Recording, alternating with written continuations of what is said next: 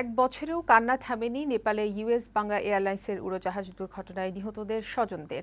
দুর্ঘটনায় আহতদের ক্ষত শুকায়নি এখনো। এদিকে স্বজন হারানোর বেদনা, অন্যদিকে আহতদের ক্ষত আর দুঃস্বপ্নের ঘোরের মধ্য দিয়ে চলছে বেদনাহত জীবন। এদিকে এই দুর্ঘটনায় আহত ও নিহতদের পরিবার এবং উড়োজাহাজের ক্ষতিপূরণ বাবদ ইন্স্যুরেন্স কোম্পানি দিচ্ছে ১০০ কোটি টাকার বেশি। রীতা নাহারের প্রতিবেদন। আহমেদ ফয়সাল তারুণ্যদীপ্ত এক উচ্ছল প্রাণ। বৈশাখী টেলিভিশনের রিপোর্টার ফয়সালও ইউএস বাংলার সেদিনের ঢাকা কাঠমান্ডু ফ্লাইটের যাত্রী ছিলেন। কে জানত এটাই হবে তার শেষ যাত্রা। ২ বোন আর ৩ ভাইয়ের মধ্যে দ্বিতীয় ফয়সাল। যে কোনো সিদ্ধান্তে গোটা পরিবারের আস্থা ছিল তার ওপর। তাকে হারিয়ে জীবনের প্রতি পদে যেন আরও স্পষ্ট হচ্ছে তার না থাকার বেদনা। পরিবারের কান্না থামছে না। ও একদম গাইডেনের মতো ছিল আমাদের ফুল ফ্যামিলিতে। ও যে মারা গেছে এটা মনে হয় না, হয়তো ঢাকার বাইরে আছে বা কোনো জায়গায় গেছে এটা মনে হয়। সেদিনের দুর্ঘটনা থেকে ডাক্তার রেজওয়ানুল হক নিজে বেঁচে ফিরলেও ঘটনাস্থলে মারা যান স্ত্রী তাহিরা তানভিন শশী। ৩৫ থেকে ৪০% দগ্ধ হওয়া শরীরে চিকিৎসা চলছে পুরো ১ বছর ধরেই। বড় ধরনের কয়েকটি অপারেশন শেষ হলেও এখনও চিকিৎসার অনেক বাকি।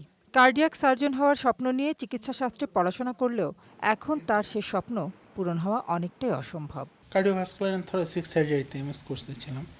আমার হাতটা আসলে খুব ভালো মতো ইনজুরি হয়েছে। আমার হাতটা মুভমেন্ট অনেক রেস্ট্রিক্টেড হয়ে গেছে। ফার্দার আগানো আমার পক্ষে সম্ভব হবে না। দুর্ঘটনার আগ মুহূর্তে কি ঘটেছিল, কেমন পরিস্থিতি ছিল যাত্রীদের জানতে চাইলে রেজওয়ান বলেন, অবতরণের শেষ সময়টা অস্বাভাবিক আচরণ ছিল উড়োজাহাজের।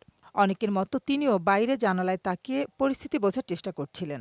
এর মধ্যেই কয়েক সেকেন্ডে নেমে এসে বিকট শব্দ, গভীর অন্ধকার।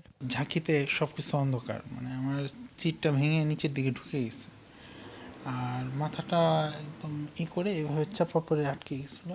এরপরে ৪-৫ মিনিট পরে ভয়াবহ বিস্ফোরণ এবং আগুন, মানুষজনের চিল্লাচিল্লি, বাঁচাও বাঁচাও করতেছে এবং আমার শরীরে আগুন ধরে যায়।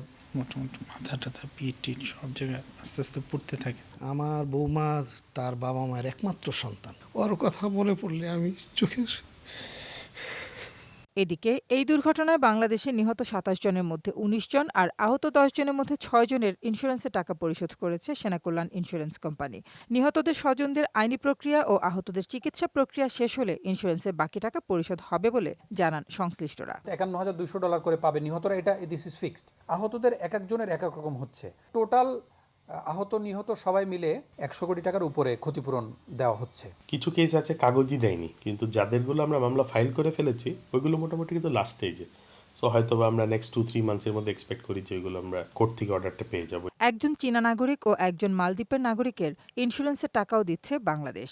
নেপালে ৩৪ জনের ইন্স্যুরেন্সের টাকা দিচ্ছে সেদেশের ইন্স্যুরেন্স কোম্পানি।